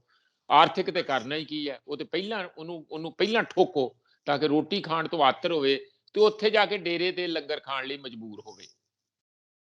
ਇਸ ਲਈ ਬਹੁਤ ਸਾਰੇ ਬੰਦੇ ਗਰੀਬੀ ਚੋਂ, ਆਪਣੀ ਬੇਵਸੀ ਚੋਂ, ਆਪਣੀ ਲਾਚਾਰੀ ਚੋਂ ਡੇਰਿਆਂ ਤੇ ਜਾਂਦੇ ਆ, ਤੇ ਇਹ ਬੇਵਸੀ ਲਾਚਾਰੀ ਰੱਖਦੇ ਆ। ਉਹ ਫਿਰ ਉੱਥੇ ਇੱਕ ਇਹ ਇੰਝ ਕਹਿ ਲਓ ਕਿ ਜਿਹੜੇ ਡੇਰੇ ਆ ਉਹ ਆਪਣੀ ਕਿਸਮ ਦੇ ਲੋਕਾਂ ਦੀ ਜਿਹੜਾ ਅਤਿਅੰਤ ਵਿਸ਼ਵਾਸ ਹੈ, ਮੈਂ ਲੋਕਾਂ ਨੂੰ ਨਹੀਂ ਇੱਥੇ ਭੰਡ ਰਿਹਾ, ਉਹਨਾਂ ਦੀ ਮਜਬੂਰੀ ਬਣਦੀ ਉਹ ਕਿਸੇ ਦੇ ਭਰੋਸੇ ਤੇ ਜੀਣ, ਤੇ ਉਹਨਾਂ ਨੂੰ ਪੋਲੀਟੀਸ਼ੀਅਨਾਂ ਨਾਲੋਂ ਜ਼ਿਆਦਾ ਡੇਰਿਆਂ ਦੇ ਗੁਰੂਆਂ ਤੇ ਭਰੋਸਾ ਲੱਗਦਾ ਕਿ ਇਹ ਸਾਨੂੰ ਸਹਾਰਾ ਦਿੰਦੇ ਆ, ਸ਼ੈਲਟਰ ਦਿੰਦੇ ਆ, ਪ੍ਰੋਟੈਕਸ਼ਨ ਦਿੰਦੇ ਆ।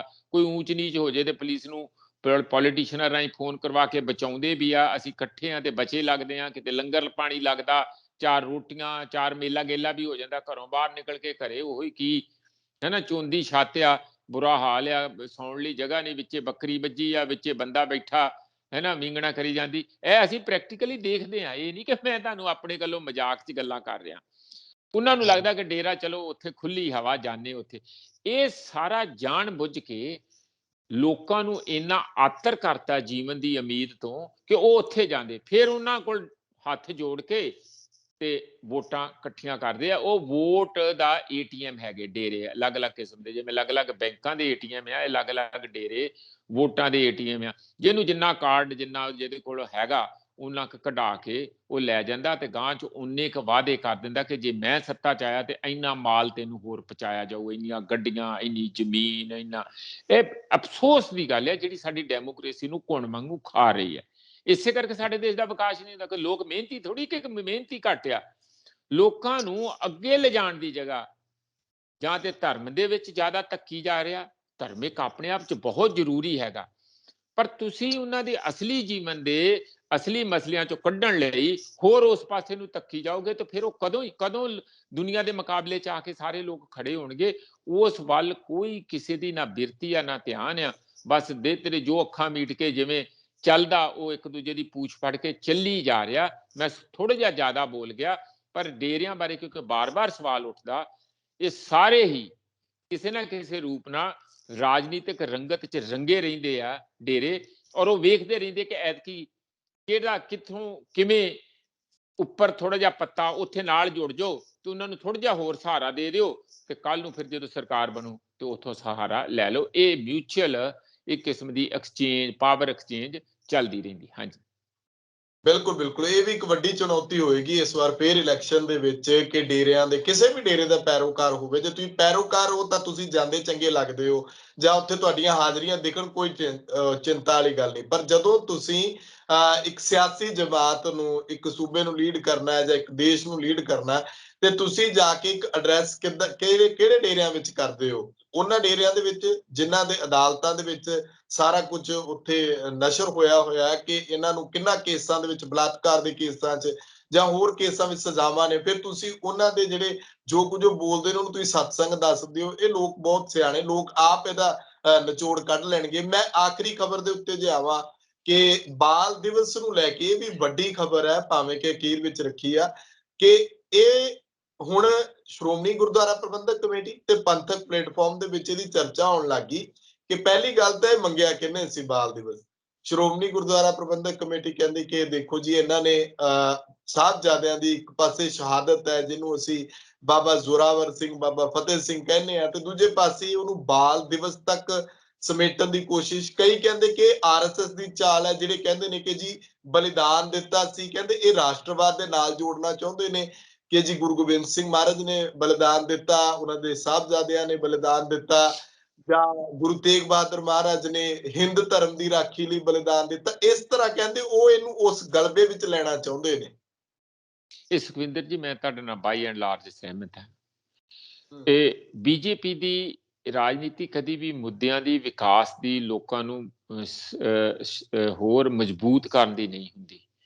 ਉਹਨਾਂ ਦੀ ਵੋਟਾਂ ਦੀ ਰਾਜਨੀਤੀ ਹੈ, ਤੇ ਵੋਟਾਂ ਦੀ ਰਾਜਨੀਤੀ ਵੀ ਧਰਮ ਤੇ ਜਾਤ ਦੇ ਨਾਂ ਤੇ ਜਾਂ ਇਸ ਕਿਸਮ ਦੀ, ਜਾਂ ਪਛਾਵਾਂ ਦੇ ਨਾਂ ਤੇ ਇਸ ਕਿਸਮ ਦੀ ਰਾਜਨੀਤੀ ਜ਼ਿਆਦਾ ਹੈ। ਜਾਣੀ ਲੋਕਾਂ ਦੇ ਜਿਹੜੇ ਬਹੁਤ ਹੀ ਭਾਵਨਾਤਮਕ ਜੀਵਨ ਦੇ ਪੱਧਰ ਹੁੰਦੇ ਆ ਜਾਂ ਉਹਨਾਂ ਦੀਆਂ ਪਰਤਾਂ ਹੁੰਦੀਆਂ, ਉਹਦੇ 'ਚ ਵੜ ਕੇ ਰਾਜਨੀਤੀ ਕਰਦੇ ਆ। ਹੁਣ ਇੱਕ ਦੇਖੋ, ਕਿਸੇ ਦਾ ਵੀ ਆਪਾਂ ਇੱਕ ਰਾਮਾਇਣ ਹੈ, ਉਹਦੇ 'ਚ ਸਾਰਾ ਹੀ ਕੁਛ ਆਉਂਦਾ ਆ, ਹੈ ਨਾ, ਕਿੰਨੇ ਅਲੱਗ-ਅਲੱਗ ਕਰੈਕਟਰ ਆ, ਹਾਲਾਂਕਿ ਉਹ ਹਿਸਟਰੀ ਨਹੀਂ ਹੈ, ਉਹ ਇੱਕ ਐਪਿਕ ਹੈ ਨਾ, ਬਹੁਤ ਸਾਰੇ ਐਪਿਕਸ ਹੈ, ਕੋਈ ਇਤਿਹਾਸਿਕ ਕਰੈਕਟਰ ਨਹੀਂ ਕਿ ਇੱਥੇ ਇੰਜ ਹੋਇਆ, ਇੱਥੇ ਇੰਜ ਹੋਇਆ, ਹੈ ਨਾ। ਆਪਾਂ ਸਾਰੇ ਮੰਨਦੇ ਹਾਂ, ਬਟ ਇੱਕ ਮਿਥਿਅਕ ਆਪਾਂ ਮੰਨਦੇ ਹਾਂ, ਪਰ ਕਿਉਂਕਿ ਸਾਰੇ ਲੋਕ ਉਹਨਾਂ ਨੂੰ ਰੱਬ ਵਾਂਗੂ ਇੱਕ ਪਵਿੱਤਰ ਸਾਰਾ ਮੰਨਦੇ ਆ, ਲਵ ਕੁਛ ਹੈ, ਹੋਰ ਹੈ, ਸਾਰਾ ਕੁਛ, ਤਾਂ ਉਂਝ ਗਾਂ ਤੋਂ ਗਾਂ ਸਟੋਰੀ, ਔਰ ਇਸੇ ਲਈ ਉਹ ਇੱਕ ਵਰਸ਼ਨ ਨਹੀਂ ਹੈ। ਰਾਮਾਇਣ ਦੇ ਕਿੰਨੇ ਵਰਸ਼ਨ ਆ, ਹੋਰ ਕਿੰਨੇ ਵਰਸ਼ਨ ਆ, ਉਹ ਜਿੱਥੇ ਜਿੱਥੇ ਜਿਵੇਂ ਜਿਵੇਂ ਉਹ ਚੀਜ਼ਾਂ ਗਈਆਂ ਉਵੇਂ ਉਵੇਂ ਕੁਝ ਚੀਜ਼ਾਂ ਉਹਨਾਂ ਚੋਂ ਉਹਨਾਂ ਨੇ ਕੱਢ ਲਈਆਂ, ਕੁਝ ਉਹਨਾਂ ਨੇ ਨਵੀਆਂ ਪਾ ਲਈਆਂ, ਇੱਕ ਵਰਸ਼ਨ ਨਹੀਂ ਹੈ। ਪਰ ਜਿਹੜੇ ਧਰਮ ਹੁੰਦਾ ਆ, ਜਿਸ ਤਰ੍ਹਾਂ ਹੁਣ ਸਿੱਖ ਧਰਮ ਆ, ਉਹਨਾਂ ਦੇ ਦਸਮ ਗ੍ਰੰਥ ਨਾ, ਇਹਦੇ ਸ੍ਰੀ ਗੁਰੂ ਗ੍ਰੰਥ ਸਾਹਿਬ ਜੀ ਹੈਗੇ ਨਾ, ਆਦਿ ਗ੍ਰੰਥ ਹੈ, ਤੇ ਉਸ ਨੂੰ ਸਾਰੇ ਨਤਮਸਤਕ ਵੀ ਹੁੰਦੇ ਆ, ਤੇ ਉਹ ਇੱਕ ਸਾਰੇ ਉਹਦੇ ਤੋਂ ਪ੍ਰੇਰਨਾ ਲੈ ਕੇ ਵੀ ਚੱਲਦੇ ਆ, ਤੇ ਉਹਨਾਂ ਦੇ ਜਿਹੜੇ ਗਾਂ ਸਾਰੀਆਂ ਕੁਰਬਾਨੀਆਂ ਉਹਨਾਂ ਦੇ ਉਸ ਧਰਮ ਦੇ ਨਾਲ ਜੁੜੀਆਂ ਹੋਈਆਂ। ਹੁਣ ਇਹ ਪੋਲੀਟੀਕਲ ਬੰਦਿਆਂ ਨੂੰ ਦੂਜੇ ਦੇ ਧਰਮ ਦੇ ਵਿੱਚ ਨੱਕ ਘਸੋੜਨ ਦੀ ਕੀ ਲੋੜ ਹੈ? ਮੈਂ ਤੇ ਇਹਨੂੰ ਇੰਜ ਸਮਝਦਾ, ਤੁਸੀਂ ਇਹ ਤੇ ਠੀਕ ਹੈ ਕਿ ਆਪਣੀ ਵੱਲੋਂ ਕਹਿ ਰਹੇ ਆ ਕਿ ਦੇਖੋ ਜੀ ਅਸੀਂ ਤੇ ਸਿੱਖਾਂ ਨੂੰ ਇੰਨੇ ਅੰਦਰੋਂ ਮਾਣ ਸਨਮਾਨ ਕਰਦੇ ਆ ਕਿ ਉਹਨਾਂ ਦੇ ਜਿਹੜੇ ਸਾਹਿਬਜ਼ਾਦੇ ਆ ਉਹਨਾਂ ਨੂੰ ਅਸੀਂ ਨੈਸ਼ਨਲ ਪੱਧਰ ਦੇ ਉੱਤੇ ਇੱਕ ਵੀਰ ਬਾਲ ਦਿਵਸ ਮਨਾ ਕੇ ਉਹਨਾਂ ਨੂੰ ਲਿਜਾਣਾ ਚਾਹੁੰਦੇ ਆ। ਕਿਹਨੇ ਲਿਜਾਣਾ? ਤੁਸੀਂ ਸਾਰੇ ਜਿਹੜੇ ਸਿਲੇਬਸ ਆ ਐਜੂਕੇਸ਼ਨ ਦੇ ਬਦਲ ਕੇ ਤੇ ਉਹਨਾਂ ਦਾ ਤੇ ਹਿੰਦੂਕਰਨ ਕਰ ਰਹੇ ਆ। ਉਹਨਾਂ ਦੇ ਵਿੱਚ ਜਿਹੜੀਆਂ ਚੰਗੀਆਂ ਮੂਵਮੈਂਟ ਸੀਆਂ ਕਿਸਾਨਾਂ ਦੀਆਂ, ਹੋਰਨਾਂ ਦੀਆਂ, ਉਹਨਾਂ ਨੂੰ ਕੱਢ ਰਹੇ ਆ ਤਾਂ ਕਿ ਲੋਕ ਸਿੱਖ ਨਾ ਜਾਣ ਕਿ ਉਹਨਾਂ ਦਾ ਪਿੱਛੇ ਇਤਿਹਾਸ ਕਿਹੜਾ ਆ, ਤੇ ਹੋਰ ਹੀ ਪਾਸੇ ਜਿਹੜਾ ਤੁਸੀਂ ਲਿਜਾ ਰਹੇ ਆ। ਤੇ ਇਸ ਲਈ ਇਹਨਾਂ ਨੂੰ ਇੱਥੇ ਤੁਹਾਨੂੰ ਕਿਵੇਂ ਆ ਗਿਆ ਉਹ ਆਪਣੇ ਤੌਰ ਤੇ ਜੇ ਅਦਬ ਕਰਦੇ ਆ, ਕਿਉਂਕਿ ਉਹ ਗੁਰੂ ਸਾਹਿਬਾਨਾਂ ਨੇ ਕਿਸੇ ਖਾਸ ਸਮੁਦਾਇ ਲਈ ਕੁਰਬਾਨੀਆਂ ਨਹੀਂ ਦਿੱਤੀਆਂ, ਉਹਨਾਂ ਮਾਨਵਤਾ ਲਈ ਕੁਰਬਾਨੀਆਂ ਦਿੱਤੀਆਂ, ਤੇ ਜੀ ਸਦਕੇ ਕਰੋ। ਪਰ ਇਸ ਨੂੰ ਇੱਕ ਸਰਕਾਰੀਕਰਨ ਕਰਨਾ, ਕਿਸੇ ਦੇ ਪਵਿੱਤਰ ਧਰਮ ਦੇ ਜਿਹੜੀ ਆਸਥਾ ਆ ਉਸ ਦਾ ਸਰਕਾਰੀ ਦਿਵਸ ਬਣਾਉਣਾ ਜਾਂ ਸਰਕਾਰੀਕਰਨ ਕਰਨਾ ਕਿ ਅਸੀਂ ਸਰਕਾਰੀ ਤੌਰ ਤੇ ਛੁੱਟੀ ਕਰਾਂਗੇ, ਸਰਕਾਰੀ ਤੌਰ ਤੇ ਇਹਦੇ ਵਿੱਚ ਕੁਝ ਕਰਾਂਗੇ, ਇਹ ਉਹਨਾਂ ਨੂੰ ਛੁਟਿਆਉਣ ਵਾਲੀ ਗੱਲ ਆ। ਉਹ ਤੇ ਸਰਕਾਰਾਂ ਤੋਂ ਬਿਯੋਂਡ ਹੈਗੇ, ਉਹ ਫਲਸਫਾ ਹੈਗੇ, ਫਲਸਫੇ ਦੇ ਸਾਡੇ ਇੱਕ ਸਿੰਬਲਸ ਹੈਗੇ ਆ। ਤੇ ਮੈਨੂੰ ਲੱਗਾ ਕਿ ਇਹ ਉਹਨਾਂ ਨੂੰ ਬਿਲਕੁਲ ਹੀ ਕੋਈ ਚੰਗੀ ਗੱਲ ਨਹੀਂ। ਮੈਨੂੰ ਖੁਦ ਵੀ ਇਹ ਬੜਾ ਅਜੀਬ ਲੱਗਦਾ ਕਿ ਜਦੋਂ ਲੋਕਾਂ ਦੇ ਮਨ ਵਿੱਚ ਉਹਨਾਂ ਪ੍ਰਤੀ ਸ਼ਰਧਾ, ਇੱਕ ਰੱਬ ਦੇ ਭੇਜੇ ਹੋਏ ਇੱਕ ਖਾਸ ਕਿਸਮ ਦੇ ਇਨਸਾਨਾਂ ਵਾਂਗੂ ਹੈਗੀ ਆ, ਜਾਂ ਰੱਬੀ ਨੂਰ ਜਾਂ ਰੱਬੀ ਰੂਪ ਲੋਕ ਉਹਨਾਂ 'ਚ ਦੇਖਦੇ ਆ ਕਿ ਲਾਸਾਨੀ ਕੁਰਬਾਨੀਆਂ ਹੈਗੀਆਂ, ਤੇ ਜਦੋਂ ਤੁਸੀਂ ਉਹਨਾਂ ਦਾ ਇੱਕ ਦਿਵਸ ਬਣਾ ਦਿੰਦੇ ਆ ਤੇ ਇਸ ਦਾ ਮਤਲਬ ਇਸ ਤਰ੍ਹਾਂ ਹੀ ਆ ਕਿ ਅੰਬੇਦਕਰ ਜੀ ਦੇ ਬਣਾਏ ਹੋਏ ਸੰਵਿਧਾਨ ਦੇ ਤੇ ਪਰਚੇ ਉਡਾ ਦਿਓ, ਉਹਦਾ ਕੁਛ ਨਾ ਮੰਨੋ, ਪਰ ਜਗ੍ਹਾ ਜਗ੍ਹਾ ਬੁੱਤ ਲਾ ਦਿਓ ਤਾਂ ਕਿ ਉਹਨਾਂ ਨੂੰ ਬੁੱਤ ਤੱਕ ਸੀਮਤ ਕਰ ਦਿਓ। ਇਹ ਉਸ ਪਾਸੇ ਨੂੰ ਮੂਵ ਹੋਊਗੀ ਕਿ ਜਿਹੜੇ ਲੋਕ ਉਹਨਾਂ ਦੇ ਉਸ ਕਿਸਮ ਦੀਆਂ ਕੁਰਬਾਨੀਆਂ ਤੋਂ ਇੰਸਪਾਇਰ ਹੁੰਦੇ ਆ, ਹਰ ਵਾਰੀ ਉਹਦੇ 'ਚ ਸ਼ਾਮਲ ਹੁੰਦੇ ਆ, ਹੈ ਨਾ, ਦਸੰਬਰ ਦੇ ਮਹੀਨੇ, ਤਾਂ ਉਸ ਦੇ ਉੱਤੇ ਪ੍ਰੇਰਨਾ ਲੈਂਦੇ ਆ, ਉਹਨਾਂ ਨੂੰ ਯਾਦ ਕਰਦੇ ਆ ਤੇ ਉਹਨਾਂ ਵਰਗੇ ਬਣਨ ਦੀ ਕੋਸ਼ਿਸ਼ ਕਰਦੇ ਆ, ਤੇ ਉਹਦਾ ਸਰਕਾਰੀਕਰਨ ਕਰ ਦੋਗੇ ਇਹੋ ਜਿਹਾ, ਤਾਂ ਫਿਰ ਇੱਕ ਜਿਸ ਤਰ੍ਹਾਂ ਤੁਸੀਂ ਕਲਾਸਾਂ ਪਾਸ ਕਰਨ ਵਾਲਾ ਐਗਜ਼ਾਮ ਪਾਸ ਕਰਦੇ ਆ ਉੱਥੇ ਤੱਕ ਸੀਮਿਤ ਕਰ ਦੇਣਗੇ। ਮੇਰਾ ਖਿਆਲ ਨਹੀਂ ਕਿ ਇਹ ਪ੍ਰਧਾਨ ਮੰਤਰੀ ਵੱਲੋਂ ਪੰਜਾਬ ਦੇ ਉਸ ਇਤਿਹਾਸ ਨੂੰ ਜਾਂ ਉਸ ਫਲਸਫੇ ਨੂੰ ਕੋਈ ਵਡਿਆਉਣ ਵਾਲੀ ਗੱਲ ਆ, ਮੈਨੂੰ ਤਾਂ ਲੱਗਦਾ ਛਟਿਆਉਣ ਵਾਲੀ ਗੱਲ ਆ। ਇਹਦੇ ਬਾਰੇ ਰਿਵਿਊ ਕਰਨਾ ਚਾਹੀਦਾ। ਕਾਰਨ ਉਹਦਾ ਇੱਕੋ ਹੀ ਹੈਗਾ, ਕਿਉਂ ਇੰਜ ਕਰ ਰਹੇ ਆ, ਕਿਉਂਕਿ ਪ੍ਰਧਾਨ ਮੰਤਰੀ ਹੁਣ ਜਦੋਂ ਇੱਥੋਂ ਗਏ ਆ ਵਾਪਸ ਤਾਂ ਉਹਨਾਂ ਨੂੰ ਲੱਗਦਾ ਕਿ ਪੰਜਾਬ ਦੇ ਲੋਕ ਤੇ ਮੰਨਦੇ ਹੀ ਨਹੀਂ ਹੈ। ਹੁਣ ਇਸ ਤਰ੍ਹਾਂ ਕਰੋ ਕਿ ਇਹਨਾਂ ਦੇ ਧਰਮ ਦੀ ਥੋੜੀ ਜੀ ਹੋਰ ਬੱਲੇ ਬੱਲੇ ਕਰਾਓ ਆਪਣੀ ਵੱਲੋਂ, ਤੇ ਉਹ ਇਹ ਸੋਚ ਰਹੇ ਆ, ਪਰ ਉਹਨਾਂ ਨੂੰ ਨਹੀਂ ਇਹ ਪਤਾ ਕਿ ਤੁਸੀਂ ਜਿੱਥੇ ਵੀ ਸਿੱਖ ਧਰਮ ਦੀ ਬੱਲੇ ਬੱਲੇ ਕਰਾਉਣ ਦੀ ਲੱਗੋਗੇ, ਕੋਸ਼ਿਸ਼ ਕਰੋਗੇ, ਤਾਂ ਜਿਹੜੇ ਉਹਦੇ ਆਲਰੇਡੀ ਪੈਰੋਕਾਰ ਹੈ ਉਹਨਾਂ ਨੂੰ ਲੱਗੂਗਾ ਕਿ ਇਹ ਸਾਨੂੰ ਥੱਲੇ ਥੱਲੇ ਕਰਨ ਦੀ ਕੋਸ਼ਿਸ਼ ਕਰ ਰਹੇ ਆ। ਇਸ ਦਾ ਥੋੜਾ ਜਿਹਾ ਉਹ ਗੈਪ ਨੂੰ ਸਮਝਣ, ਤੇ ਮੇਰਾ ਖਿਆਲ ਹੈ ਕਿ ਉਹਨਾਂ ਨੂੰ ਕਿਸੇ ਵੀ ਹੋਰ ਵੀ ਧਰਮ ਦੇ ਉੱਤੇ ਇਹੋ ਜੀ ਗੱਲ ਕੋਈ ਬਹੁਤੀ ਆਪਣਾ ਨੱਕ ਨਹੀਂ ਉੱਥੇ ਖਵਾਉਣਾ ਚਾਹੀਦਾ, ਉਹਦੇ ਨਾਲ ਇਹ ਦੂਜਿਆਂ ਨੂੰ ਕਿਸੇ ਵੀ ਕਿਸਮ ਦਾ ਇਸ ਦੀ ਠੇਸ ਲੱਗ ਸਕਦੀ ਹੈ। ਜੀ ਸ਼ੁਕਰੀਆ ਪ੍ਰੋਫੈਸਰ ਸਾਹਿਬ, ਧੰਨਵਾਦ ਤੁਹਾਡਾ। ਬਹੁਤ ਬਹੁਤ ਸ਼ੁਕਰੀਆ ਸੁਖਵਿੰਦਰ ਜੀ, ਤੁਹਾਡਾ, ਤੁਹਾਡੀ ਸਾਰੀ ਟੀਮ ਦਾ, ਸਾਡੇ ਸਰੋਤਿਆਂ ਦਾ ਬਹੁਤ ਬਹੁਤ ਧੰਨਵਾਦ। ਸੋ ਮੇਰੇ ਨਾਲ ਮੌਜੂਦ ਸਾਨੂੰ ਕਿ ਸਿਆਸੀ ਮਾਹਰ ਪ੍ਰੋਫੈਸਰ ਮਨਜੀਤ ਸਿੰਘ। ਅਖੀਰ ਦੇ ਵਿੱਚ ਇਹੀ ਕਹਿਣਾ ਚਾਹਾਂਗੇ ਕਿ ਸ਼ਾਇਦ ਪ੍ਰਧਾਨ ਮੰਤਰੀ ਸਾਹਿਬ ਦੇ ਸਲਾਹਕਾਰ ਜਿਹੜੇ ਨੇ ਉਹ ਪੰਜਾਬ ਤੇ ਸਿੱਖ ਫਲਸਫੇ ਨੂੰ ਸਮਝ ਨਹੀਂ ਸਕੇ ਕਿ ਪੰਜਾਬ ਦੇ ਲੋਕ, ਸਿੱਖ, ਪੰਜਾਬੀ ਇਹ ਕੀ ਚਾਹੁੰਦੇ ਨੇ, ਬਜਾਏ ਇਸ ਦੇ ਕਿ ਤੁਸੀਂ ਉਹਨਾਂ ਨੂੰ ਉਹੀ ਯੂਪੀ ਵਾਲੀ ਸਿਆਸਤ ਕਿ ਕਦੇ ਕਿਤੋਂ ਦਾ ਨਾਮ ਬਦਲਤਾ, ਕਦੇ ਕਿਤੋਂ ਦਾ ਬਦਲਤਾ, ਕਿਤੇ ਰੰਗ ਭਗਵਾ ਕਰਤਾ, ਕਿਤੇ ਕਿਹੜਾ ਕਰਤਾ। ਇਹਦੇ ਨਾਲ ਜੇ ਕੁਝ ਕਰਨਾ ਵੀ ਆ ਤਾਂ ਪੰਜਾਬ ਦੇ ਵਿੱਚ ਤੁਸੀਂ ਵੱਡੇ ਹਸਪਤਾਲ ਖੋਲੋ, ਵੱਡੇ ਸਕੂਲ ਖੋਲੋ, ਵੱਡੇ ਸਿੱਖਿਅਕ ਅਦਾਰੇ ਖੋਲੋ, ਤੁਸੀਂ ਲੋਕ ਉੱਥੇ ਜਾ ਕੇ ਨਾਲੇ ਤੇ ਆਪਣਾ ਇਲਾਜ ਕਰਾਉਣ। ਠੀਕ ਹੈ, ਤੁਸੀਂ ਉੱਥੇ ਨਾਮ ਜਿਹਦਾ ਮਰਜ਼ੀ ਲਿਖ ਦਿਓ, ਉੱਥੇ ਛੋਟੇ ਸਾਹਿਬਜ਼ਾਦਿਆਂ ਦਾ ਜਾਂ ਹੋਰ ਨਾਮ ਜਿੰਨੇ ਵੀ ਨੇ ਤੇ ਇਤਿਹਾਸਕ ਤੌਰ ਉੱਤੇ ਤੁਹਾਨੂੰ ਸਹੀ ਬਹਿੰਦੇ ਨੇ, ਤੁਹਾਡੀ ਸਿਆਸਤ ਵੀ ਉਹਦੇ ਨਾਲ ਚੰਗੀ ਚੱਲਦੀ ਹੈ, ਲੋਕਾਂ ਦਾ ਫਾਇਦਾ ਵੀ ਹੋਵੇ, ਕਿਤੇ ਭਲਾ ਵੀ ਹੋਵੇ। ਤੁਸੀਂ ਬਾਲ ਦਿਵਸ ਰੱਖ ਦਿੱਤਾ ਇਹਦੇ ਵਿੱਚ, ਇਹਦੇ ਨਾਲ ਤੁਸੀਂ ਸਿਰਫ ਆਪਣੀ ਸਿਆਸਤ ਨੂੰ ਅੱਗੇ ਵਧਾਉਣ ਦੀ ਗੱਲ, ਇਹ ਲੋਕ ਜਿਹੜੇ ਨੇ ਉਹ ਕਿੱਦਾਂ ਇਹਨੂੰ ਮੰਨਣਗੇ, ਇਹ ਹੁਣ ਲੋਕ ਜਾਣਦੇ ਨੇ। ਜਿੱਥੋਂ ਤੱਕ ਕਿਉਂ ਸਮਾਂ ਸਾਡੇ ਕੋਲ ਸੀਮਤ ਸੀਗਾ, ਇਸ ਕਰਕੇ ਸਵਾਲ ਬੜੇ ਸੀ। ਚੰਨੀ ਸਰਕਾਰ ਜਿਹੜੀ ਜਿਹਦੇ ਤੇ ਲੋਕ ਸਵਾਲ ਚੁੱਕਦੇ ਰਹੇ ਕਿ ਦੇਖੋ ਜੀ ਹੁਣ ਐਲਾਨ ਕਰ ਗਏ, ਹੁਣ ਕੀ ਬਣੂਗਾ। ਉਹ ਸਭ ਨੂੰ ਪਤਾ ਹੀ ਹੈ ਕਿ ਹੁਣ ਜ਼ਾਬਤਾ ਲੱਗ ਗਿਆ, ਬਣਨਾ ਬਣਾਉਣਾ ਕੁਝ ਨਹੀਂ, ਉਹ ਐਲਾਨਾਂ ਤੱਕ ਸੀਮਤ ਰਿਹਾ। ਜਿੰਨੇ ਕੁ ਚੱਲ ਗਏ, ਜਿੰਨੇ ਕੁ ਰਹਿ ਗਏ। ਅਗਲੀ ਸਰਕਾਰ ਦੇਖੇਗੀ ਤੇ ਅਗਲੀ ਸਰਕਾਰ ਉਹੀ ਹੋਏਗੀ ਜਿਹੜੀ ਲੋਕ ਚੁਣਨਗੇ। ਹੁਣ ਲੋਕ ਸਿਆਣੇ ਬਣਨ ਕਿ ਕਦੋਂ ਤੱਕ ਡਾਂਗਾ ਖਾਣੀਆਂ, ਕਦੋਂ ਤੱਕ ਇਹਨਾਂ ਦੇ ਪਿੱਛੇ ਭੱਜਣਾ, ਕਿਵੇਂ ਇਹਨਾਂ ਤੋਂ ਆਪਣਾ ਜਵਾਬ ਲਓ ਤੇ ਹਿਸਾਬ ਲਓ। ਜਿਹੜੀ ਗੱਲ ਅਸੀਂ ਪਹਿਲਾਂ ਵੀ ਕਹਿੰਦੇ ਸੀ, ਉਹ ਕਿੱਦਾਂ ਲੈਣਾ, ਉਹ ਉਹੀ ਦੇ ਸਕਦੇ ਨੇ ਜਿਹੜੇ ਤੁਹਾਡੇ ਪ੍ਰਤੀ ਜਵਾਬਦੇਹ ਹੋਣਗੇ। ਉਹਨਾਂ ਨੂੰ ਚੁਣੋ, ਉਹਨਾਂ ਨੂੰ ਅੱਗੇ ਲੈ ਕੇ ਆਓ, ਕਿਸੇ ਵੀ ਪਾਰਟੀ ਦੇ ਹੋਣ, ਕਿਸੇ ਵੀ ਧਿਰ ਦੇ ਹੋਣ, ਉਹ ਤੁਹਾਨੂੰ ਪਤਾ ਹੈ ਕਿ ਉਹ ਤੁਹਾਡੇ ਕਿਹੜੇ ਨੇ। ਆਪਣੇ ਵਿਚਾਰ ਕਮੈਂਟ ਜ਼ਰੂਰ ਕਰਿਓ। ਤਖਤ ਪੰਜਾਬ ਨੂੰ ਸਬਸਕ੍ਰਾਈਬ ਕਰੋ। ਮੈਨੂੰ ਇਜਾਜ਼ਤ ਦਿਓ। ਧੰਨਵਾਦ।